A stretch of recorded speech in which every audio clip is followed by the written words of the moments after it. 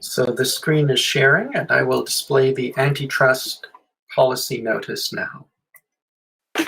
We will wait until 9:04 to give people time to dial in. So we will begin in about 2 minutes.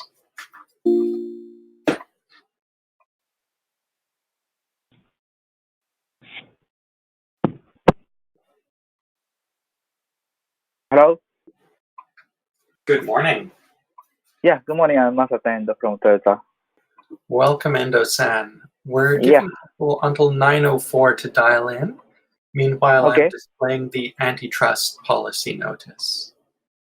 I see. Thank you.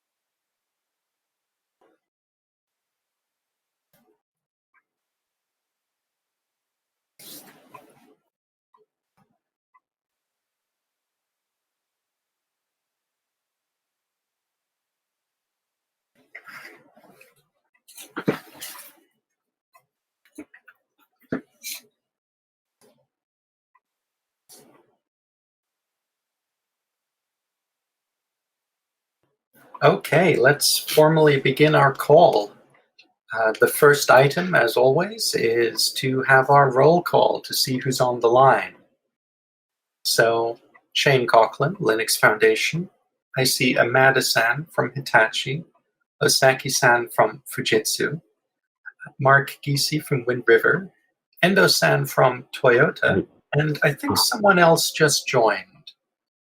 Yeah. Yeah, this is Shimada of Toshiba. Welcome, Shimada-san. Great. So we have. Yeah. Sorry, is that another person? Yeah, I'm from Hama instead of my boss Kobayashi-san. Of course. Welcome, welcome.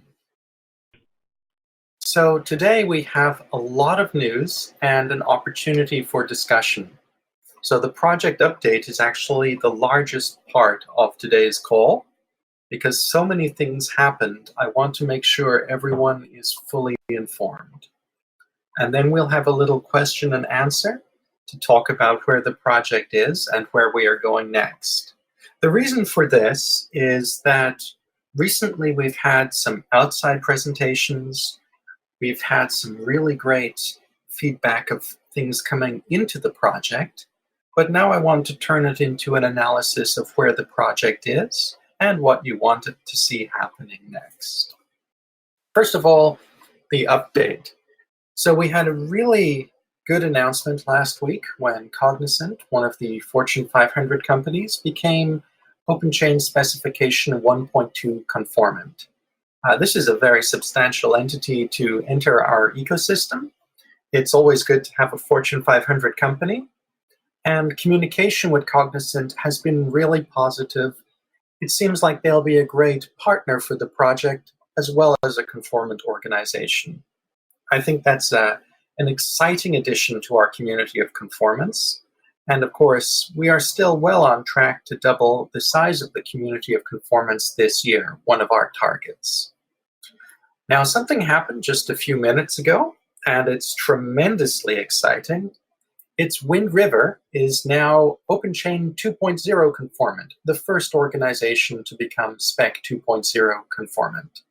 And what's super exciting here is that Wind River was the first organization to become OpenChain conformant in the world to OpenChain Spec 1.1.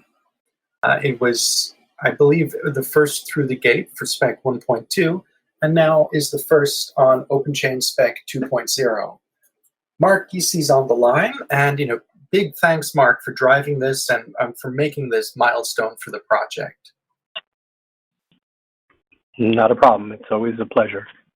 One thing I wanted to check, in your experience, was it a significant challenge to go from 1.2 to 2.0, or was it relatively straightforward when you were already conformant to 1.2? It was relatively straightforward, given that we had made the investment prior. The one area we had to spend some time on is reworking the training, not so much the process, but making sure we had a few extra things in place so that we can document sufficient evidence to meet the requirement for the new training. That's the only area we had to spend some time on.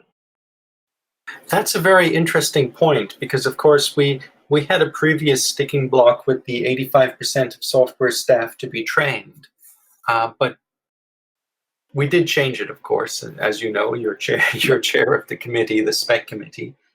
Do you think we should? The one thing I'll say we ended up doing that benefited us was we actually do now have an in-house quiz. We use an online quizzing service. And for the different roles, we have a database of questions. And for the different roles, they will determine their test. So that allowed us to, I would say, automate the process a little bit, where everybody's required to pass the test for their respective role. We do have online training as well, but the online training is there for a reference to help you pass the test, right? But ultimately, one of the main things with 2.0 was this notion that you have to demonstrate competence. And so we found that to be a very useful way of going. That's something that we probably should include in some of our reference documentation. I'll flag it for Nathan and Alexius. Yeah. There's quite a lot of interest in Spec 2.0. We will be announcing, I think, a few more organizations conformant this month and next month. But it's really great to have you through the gate. And just so everyone knows, Mark and I will be doing an email interview soon to create the first case study around a multiple conformant organization, Wind River. So you can expect a Wind River case study soon. We have actually a pipeline of case studies.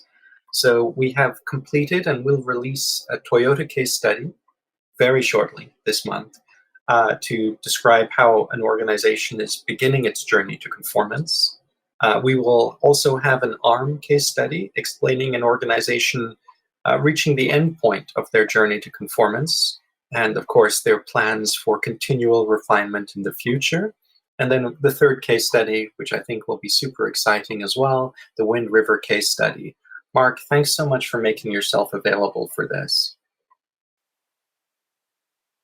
Sure, no problem. My pleasure.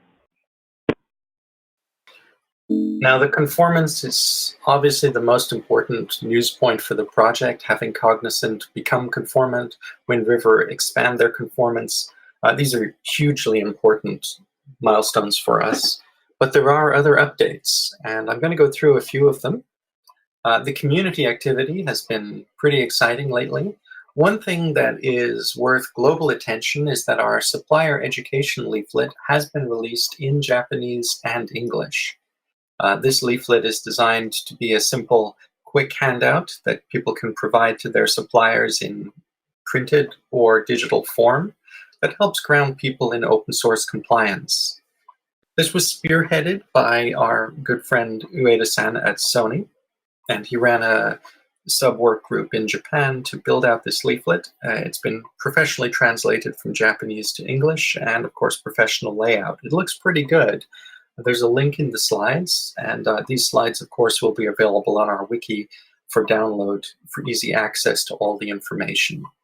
The supplier leaflet goes further than just a subgroup in Japan. It's also being reviewed by various international figures such as Professor Eben Moglen. So it's something that we think fits neatly into our mission of helping supply chain companies become fully aware of and able to deal with open source compliance. The Japan work group as a whole has been pretty busy. There are 7 subgroups. The supplier education leaflet is one. Another is the promotion subgroup, working out ways to do messaging about OpenChain in Japan and broader. 11th of June saw their subgroup meeting, and that was a really nice chance for companies to discuss the messaging of OpenChain in Japan and elsewhere. We recently had a conversation about this because the Linux Foundation's primary focus in messaging right now on the webpage when you first arrive on it is to talk about the largest shared technology investment. And we were talking about the nuance of how we express that in OpenChain project. The end result of the Japan Workgroup discussions is that we'll stay pretty tightly on the messaging of OpenChain is there for compliance in the supply chain. We're going to keep very tightly focused on open source software and compliance. We're not going to shoot for super broad messaging about shared collaborative platforms. The reason for this, in Japan at least, and probably across Asia, is that the translation accuracy and cognitive understanding will be much easier with a narrowly defined, clearly expressed message, keeping us on track always as open source compliance. We don't want to go too broad and potentially introduce any confusion in other areas, such as general R&D or patent matters, etc., etc. The Korea Workgroup held its second meeting at Samsung on the 12th of June. This was a pretty big, pretty cool meeting. We actually had a whole bunch of interesting companies at the table, ranging from consumer electronics with Samsung and LG, through to cloud companies such as Kakao, who run the Kakao Talk, and automotive companies such as Hyundai. Very interesting meeting, great continuation of the first meeting in Q1. The Korea Workgroup will continue meeting every quarter. The next meeting is already provisionally scheduled for September, and it will be hosted by Korea Telecom. Very nice examples of global community activity, a lot of collaboration, a lot of cooperation. Translations are still going strong. The OpenChain specification was released in English and traditional Chinese. Shortly afterwards, we had a translation to German. And now we've released the simplified Chinese translation, and the Japanese translation should be out later this week. I think there was one last comment on the translation, Oseki-san. That was your comment, I believe, to just adjust some of the language before release. Is that correct? Yes. Yeah, and I'm working with Fukuchi-san and Kunai-san, and I will finalize it within this week. I hope. That is wonderful. And if there's anything I can do to support this, please let me know. Okay, thank you. It's been great actually in Japan to see how the collaborative translation has worked. We've got a pretty wide range of stakeholders looking at the translation. It's been a lot of work for everyone, and the effort is deeply appreciated. Exactly the same applies to simplified Chinese, and we have to give super credit to our friends at Baidu, especially Jerry, for guiding the 2.0 spec across the line. Just fantastic, fantastic work. Also, we have the Korean translation of the spec just getting underway. I didn't want to give any precise delivery date for that in this call, but the Korean work group led by Haksung Jang from LG Electronics are doing that translation. We can probably expect it in July. Alrighty, new partners. We've had 5 partner announcements in the space of the last 2 weeks. These partner announcements are mostly law firms. JBB is a renowned law firm with expertise in open source in Germany. The partner that people probably know is Dr. Till Jaeger, the first lawyer to litigate the GPL in court, and the most high-profile and most experienced open source lawyer in terms of court cases and agreements in the world by a wide margin. Array Law is a legal collective in Italy, spearheaded by Carlo Piana. Carlo Piana was the general counsel of Free Software Foundation Europe for 15 years. He's been instrumental in both Italian and European approaches to open source law, and his firm is a very welcome addition to our partner network. Maggie Wang is an independent lawyer in China. She is an experienced lawyer with many years at Huawei when they were scaling up and really digging into open source. And she has been in independent practice and also representing an American law firm in China for about 5 years now. CMS is one of the world's top 10 law firms. We've got CMS engaging with us in Germany, and they are focused, of course, on providing information and support to their clients in areas like automotive. FosID finally is a tooling vendor, the first tooling vendor to be given partner status in OpenChain. They've been involved in OpenChain for over 2 years, and they very much get the fact that we are always open source first. We're always, everything should be available, and they know very well that our tooling subgroup in Japan and our tooling global subgroup are working on end-to-end reference compliance tooling, which will be open source for open source compliance. So they fully get it. They're totally on board, and their mission is actually to ensure that when their customers ask for context of how open source compliance works across a whole entity and how it works in a supply chain, they can point to the industry standard. So in short, JBB and CMS are German legal expansion. Array is expansion in Italy. Maggie is our first foray into law in China. And FosID is the first tooling vendor that we're going to bring into our partner program. All of these organizations are coming on board with a full awareness of OpenChain, a full awareness that we're building an open standard that's freely available, that we are self-certification first, and that again is always free, and that we are trying to provide fully comprehensive reference material and reference solutions for all aspects of open source compliance. We're looking forward to collaborating with all of these parties. And when it comes to some exciting things like the open source tooling for open source compliance, we're actually at an interesting point where we might be able to collaborate with open data databases as well, like Software Heritage in France. And that's where companies like FosID come in. They're actually mirroring Software Heritage and can assist with API building. All looking cool, all looking good. You may have questions about the partners in a minute. We'll get to that in the Q&A session. What I want to do is highlight some of the coming soon items. OpenChain will have workshops in Open Source Summit Japan, Open Source Summit North America, and at Open Source Summit Europe. Open Source Summit Europe, I'm just finalizing the date right now, should be 31st of October. So we're looking at OSS Japan on the 19th of July, OSS North America, 30th of August, OSS Europe, probably October 31st. These workshops will be held in a format with a board meeting of about an hour and a half, and then an hour and a half open session, which will hold a steering committee meeting to formally vote on OpenChain matters, and a general workshop to push forward the state of the art.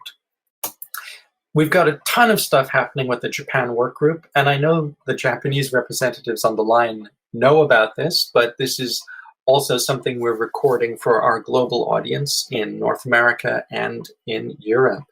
So there's the ad hoc meeting at DNA tomorrow, 19th of June for us. For the Americans, this is 2 days ahead. There's the third meeting of the tooling subgroup on the 20th of June, particularly exciting given the collaboration that began 2 weeks ago on our first Monday call with Siemens, Bosch, Toshiba, Fujitsu, and Hitachi. Looks like we're really getting some ideas in place for the first turnkey end-to-end open source tooling for open source compliance. Our license information subgroup meets on the 25th of June. This is particularly interesting because it, of course, collaborates with our SPDX partners globally. In fact, some of the people missing from our call today are on a simultaneous call with the SPDX project discussing SPDX Lite. And our third Japan Workgroup meeting happens on the 16th of July. This is a big meeting, and this is something that everyone around the world should know about because it is going to be adjacent to Open Source Summit Japan, and our international guests at OSS Japan are super welcome to sit in the 10th meeting of the Japan Workgroup and get a feel for how we're dealing with problems in this geography and how we sustain 7 sub-working groups to produce useful outcomes based on milestones to help the market. Now, what I wanted to do was to throw open the call today for Next Steps Q&A to check if you've got any questions about conformance, about our partners, and about our ISO standardization process. So first thing, are there any general questions at this point?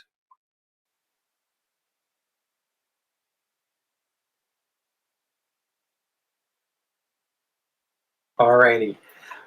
If there's no general question right now, I'd like to dig into conformance a little bit. To Mark's point, moving from 1.2 to 2.0 is not a huge jump, though there are some adjustments in the training requirement to consider. And Mark suggested that having some online tests worked well for Wind River, so it's something that perhaps we should all pay attention to. It's something I will raise for Alexios, the head of our curriculum work team, and of course Nathan, the head of our onboarding work team. I wanted to ask, is your company working on 2.0 conformance? Are you interested in it? And do you need any assistance?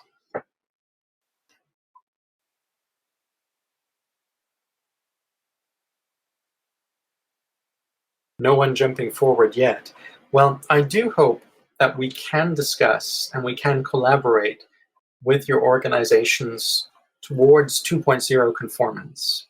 It's my take that if we can have companies working at the heart of OpenChain, platinum members or strong community members, become OpenChain 2.0 conformant, it will be hugely useful for us in influencing the supply chain, and also extremely useful for us as we go to become a formal standard at ISO.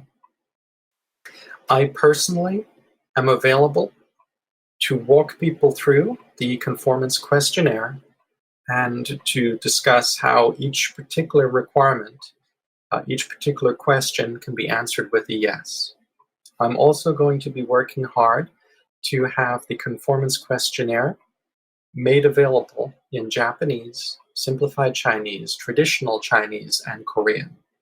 I will try to work with the volunteer translator communities in each country, and if necessary, we will also get professional translators to assist. Basically, I'm going to do everything I can to make it easy to access the self-certification questionnaire, and I'm going to do everything I can to help organizations complete it. If your organization is interested, please email me. Let's schedule a one-to-one call, and let's have a look at the questionnaire. The same applies to your suppliers. If you are interested in having suppliers conformant, I know it will take us all a while to include OpenChain in the procurement contracts, but meanwhile, you can certainly introduce your suppliers to me. I'm very happy to educate them and also walk them through the conformance questionnaire so they get an idea of their requirements. Just pausing here, does anyone have any questions or comments about conformance right now?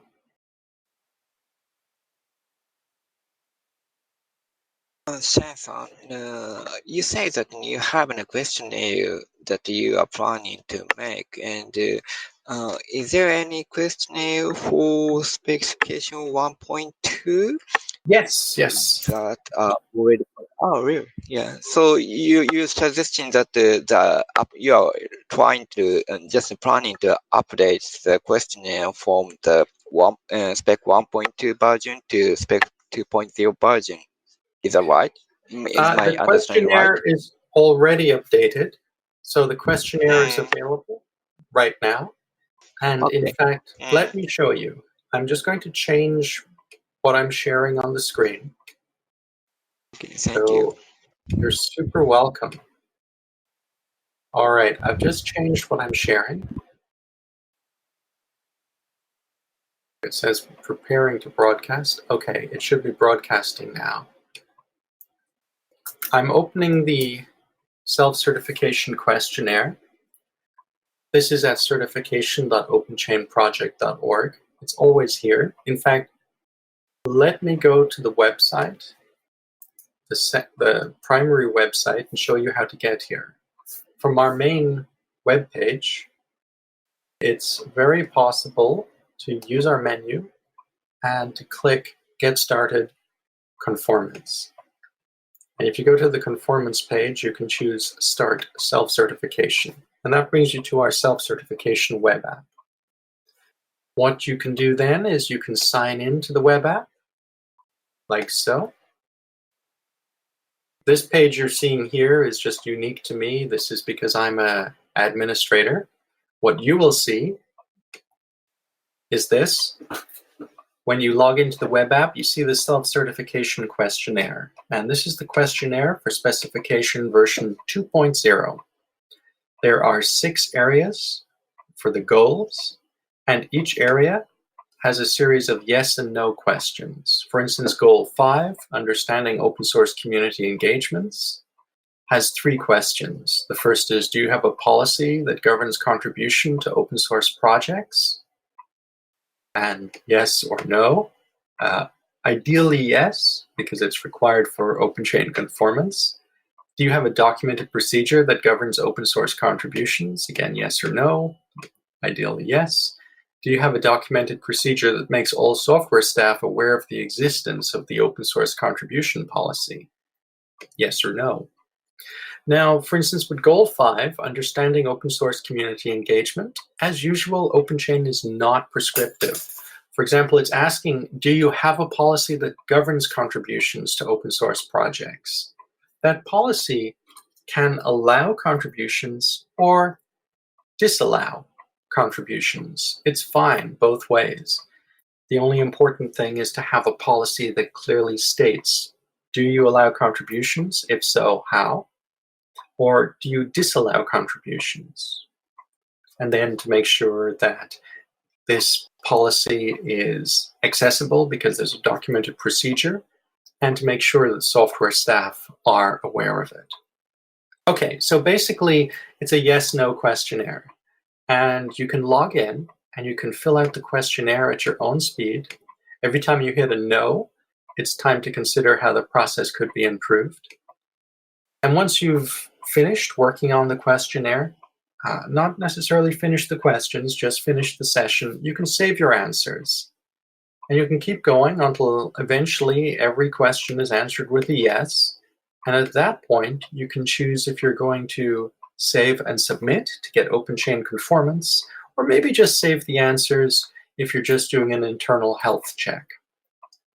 We see a ton of companies, about 50% of companies are using this questionnaire privately for health checks, and about 50% of companies are using it for conformance. And that's totally fine both ways. We're very glad if people use it for health checks. We're delighted if people use it for conformance. Like I said, you can easily log in, answer some questions, and save it and come back later. And even if you answer all the questions, you don't have to be OpenChain conformant. You don't have to submit for conformance, but you can click Save and Submit. And if you've got all the questions answered yes, then you're listed as OpenChain conformant on our website. Right now, we have a situation where you can download the answers. They come in a CSV format, and it allows you to quickly access how you've answered each question. So we've got a situation where you can save your answers and look at them privately. You can save your answers, and if everything is yes, submit for conformance. You can download your answers, and of course, if for any reason you need to do it, you can reset the questionnaire, just like that. Now, this questionnaire is available for every version of the OpenChain specification. If you click Select Version, you can choose the version of the specification you're going to be conformant to. I will choose 1.2, and there you go. It opens up, it's different. It's got 5 goals instead of 6, and the structure of the questions is a little bit different. So the actual questions for yes and no are different in the different versions of the spec. And that's fine. In my case, I'd filled out this version, 1.2. I'm just going to restart it. So you can access any version of the conformance questionnaire at your own pace. A lot of companies are working on 1.2. Some companies are upgrading to 2.0, and some new companies are starting at 2.0. It doesn't matter what version you're working on. All of them are showing that you have the best practices for open source compliance. The newer versions are just more refined based on market feedback. In fact, Mark, if it's okay, could I ask you just to weigh in on your perspective as we iterate the spec? Have we been focusing mostly on refinement, or do you think we've been taking some leaps in changing the spec itself? So, are you asking about the current last pass-through of the spec? Yeah, actually, what I'd love to do is just briefly hear your kind of feeling for the whole run we've had from 1.0 to 2.0. How you would describe it. Would you describe it as continual refinement, or describe it as large changes? So clearly, when we came out with the 1.0, there was a tremendous amount of work getting the right kind of level of information right, out in a spec form. So a ton of effort was made on that first release, and it took probably a little more than a year of probably more than almost 2 years to get it right. But then when we came out with the 1.1, we started, having people have experiences with it. And I would think, obviously when we got to 1.2, it was probably double or maybe triple the type of experience we had with people using it. So when we were looking at 1.2, we had a lot more feedback on what was working and what wasn't, and making trade-offs between, trying to be this perfect spec, right, but yet trying to be a pragmatic spec. I think at this point, we're at that point where I think we have a good balance between practical and quality spec. And what we're seeing now is, or what we want to see now is, people's experience going through both 1.2 and 2.0 and learning from them how well this fits to their organization. I think one of the biggest challenges in the past was trying to make sure we had something that would accommodate both a large organization and a small organization. And we're still testing that, right? But I think we made a lot of strides in the last release trying to get that balance where it would work for both. And I think we've achieved that, at least my initial belief is that, because we allow people to define a scope, for example, and we were able to adjust the training requirement to adjust to a larger organization's needs as well. So now that you specify a scope, you can then decide, as your organization doesn't have to be all in, right? You can do a particular division if you need it, or a particular product line. Now moving forward, I think it's more about how do we fine tune it, to get to a point where this really meets the expectations of an ISO specification. That's probably the big focus for, I don't know what we're going to call the next version. Let's call it 3.0 for now, for lack of a decided upon version. We're just going to start that process. But I think it's really important that we get that feedback in the next couple of months from, excuse me a second, we get that feedback from others in their implementation. I'm reluctant to make any major changes or entertain that before we have some people go through and do 2.0 conformance. Thank you so much, Mark. It's a really good overview of our path so far. Yeah. And, sorry, go ahead. I just want to, again, really, repeat, kind of build on what Shane is asking for here, is particularly when you have a larger organization, if you can, be, very forthcoming on your feedback, and don't worry if it's critical. I think it's really important for us to hear that. So, those out there who are doing it for bigger organizations, please let us know how you're feeling about the whole thing, the experience. That's such a good point as well, because a lot of organizations hit challenge points with open source compliance in general, and with going through the OpenChain spec, and it's totally fine. In fact, a lot of our work is debugging that.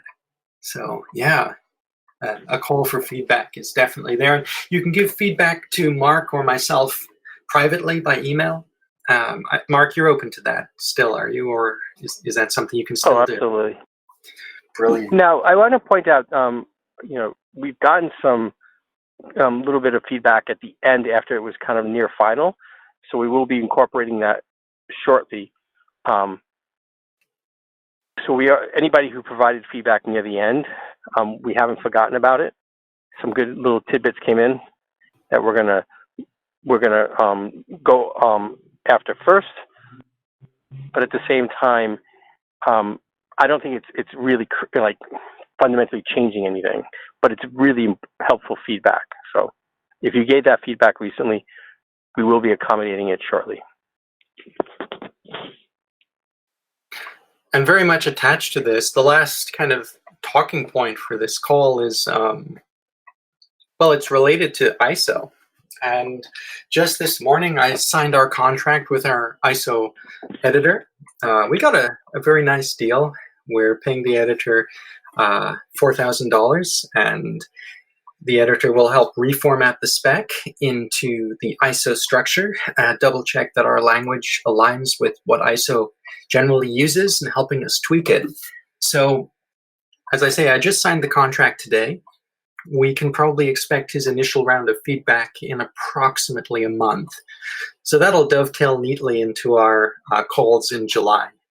So Mark, I'm hoping to get that feedback to you soon regarding the editing. And we don't expect any substance changes suggested by our ISO editor. It's just going to be reformatting how the document is structured and maybe tweaking some words. But that's a great start for us with ISO. Yeah, that's excellent to have that resource. Yeah, and I'm sorry it took quite a while. We had to go through a process, of approaching several editors, talking with them, and the ISO editors tend to be really busy. So it took us a while to find a great person who had some bandwidth. But now we've got him, and that keeps us on track for first half 2020 ISO deliverable. So basically what's happening right now is our editor will run over the spec. The Joint Development Foundation, which is associated with Linux Foundation, the Joint Development Foundation will become a fast-track ISO submitter, and OpenChain will be the first spec through the Joint Development Foundation ISO process. So in other words, we're juggling two balls. We're working with the Joint Development Foundation as they become a fast-track submitter, and we're working with our own editor so that we'll be in sync with the Joint Development Foundation to hand them the ISO-ready document. Probably August, September is when hopefully we'll be in a situation where we hand them at least the first draft of the ISO formatted document, and they'll start going into the fast-track process. Does anyone have any questions about ISO?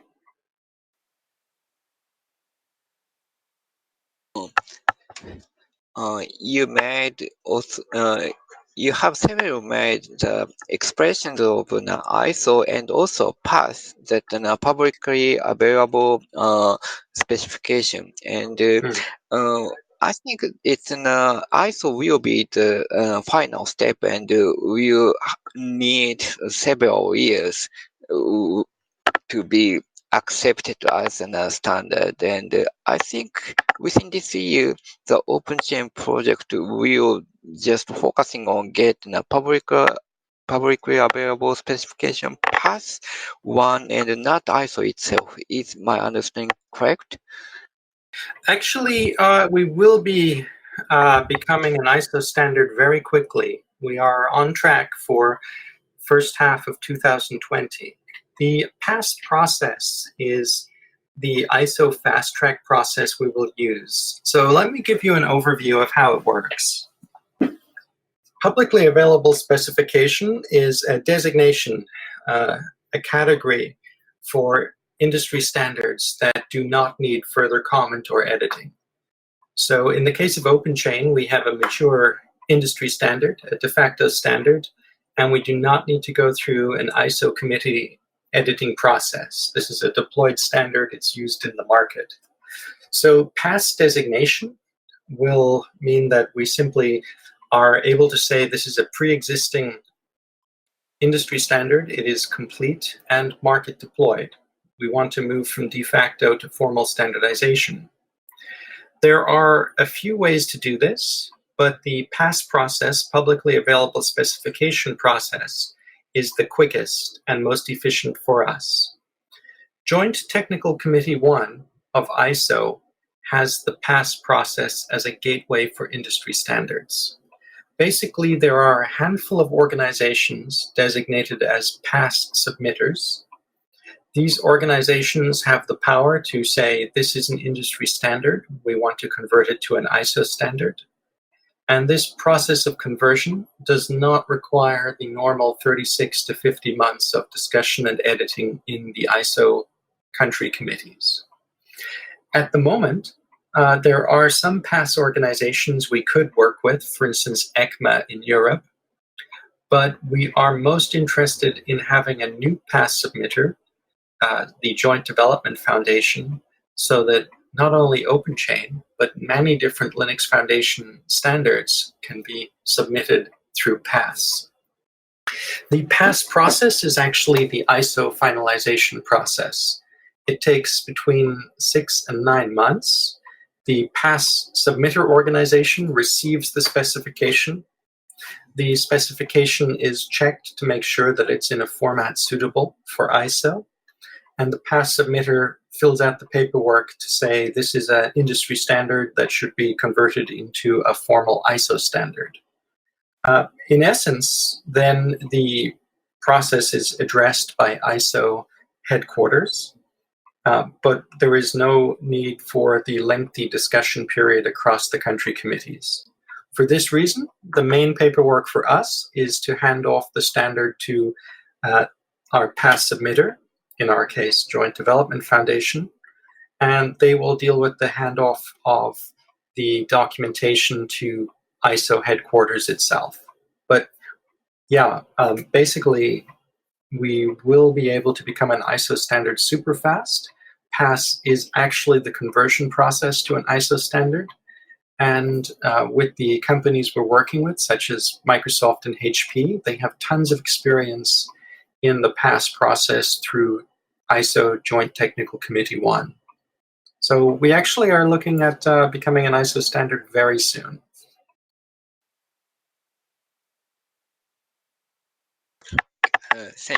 Thank you, Sam. And just one question: that does JDF already made some ISO standardization process for some specific some specification already, or not yet? Not yet. We will be the first standard through JDF. Oh, okay. Yeah. Okay. Basically, JDF is getting the PASS submitter status for Linux Foundation standards. And this is not new for Linux Foundation. Actually, Linux Foundation used to be a PASS submitter. So it was a PASS submitter over a decade ago, but it changed its status. It left the PASS submission status lapse because it was not pushing new standards. Of course, the situation has changed 10 years later, and we have a ton of new standards. So basically, we're getting our PASS submitter status back. In our case, we're going to be having it as the Joint Development Foundation rather than LF Central. But it's something we've done before, and it's something that we know quite well. And the people involved in Joint Development Foundation include Standards Council like David Rudin from Microsoft. So we feel very confident that there will be no problem to become a PASS submitter organization with JDF. And we feel very confident that OpenChain as the first standard through JDF will have no problems. we expect a smooth process. The only thing really slowing us down will be the speed of the paperwork. So the speed of the paperwork that Joint Development Foundation gets to ISO, and the speed of our paperwork with getting the spec formatted. And that's why it was super important for me to find a ISO editor. And it's really exciting to have signed the contract with the ISO editor this morning. Okay, thank you. I understand the role of the organization and also the history of the Linux Foundation. Yes, that was for the question for Really me. good questions, really important questions too, because PASS is a little bit unique. We are becoming an ISO standard in a very fast way. We can only do this because we are already an industry standard with wide acceptance. If we were something truly new, we would have to go through a 36 to 50 month ISO process with country committee comments and so on. Yeah, but thanks to the hard work of people like Mark Easy, we are an established industry standard, so we can use the PASS fast track, and it's looking good. We're on track. Okay, any further questions? All right. If you have additional questions, we will be putting the minutes of the call online. They'll be sent to our mailing list, and questions or comments or improvements by email are always super welcome. On that note, I want to thank you all for being on this call, especially Mark also for joining us and giving us a great overview of how the spec evolved. And I look forward to talking to some of you on the first Monday call of July and the rest of you on the third Monday call of July. Please have a great day. Ken-san, I have one comment. Of course. Proposal about the. I and Ken-san now consider about the OpenChain automotive work group. So I made some proposal document, PowerPoint document, PDF document. So I will share the governance board mailing list, the proposal. So if someone are interested in this work group, please let me know. We as the mailing list to the automotive work group mailing list. Okay. Perfect. And it's a very good point, Endo-san. Right now, we're cooking up the first meeting of the work group to happen around Open Source Summit Japan. We're still getting our details in place, but just for example, we had a great phone call with Honda yesterday, and looks like we'll be welcoming Honda to all of our automotive subgroup meetings. I felt really good about the call yesterday, Endo-san. How about you? Yes, Honda people also are interested about the automotive work group.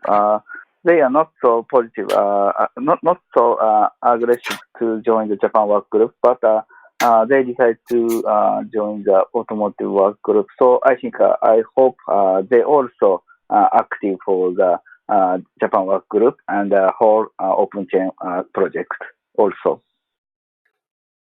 I think we will probably have some really exciting news as we get the automotive work group announcements ready. And, please watch this space on our mailing lists. Endo-san, by the way, I will be reaching out to Volkswagen Group. We had great conversations with VW, with Porsche, with the truck company MAN. So I'll be talking with everyone later this week. Of course, please connect to your connection of the automotive industry. I also sent the mail to the another automakers such as Hyundai or BMW or another automotive companies also. Okay, so this week I'll make sure to include you in all of the next step emails to the VW group. Exciting days. Yeah, I try to send the mail within this week, and we want to launch the mailing list within this month or first week of July. Perfect. I can arrange for the mailing list to be set up on the Linux Foundation infrastructure if you want. I can get that done this week. Yes, thank you so much. Perfect. Perfect. Thank you, Endo-san, and thank you everyone on the call. I'm looking forward to our next steps. Things are really going well. Have a great day.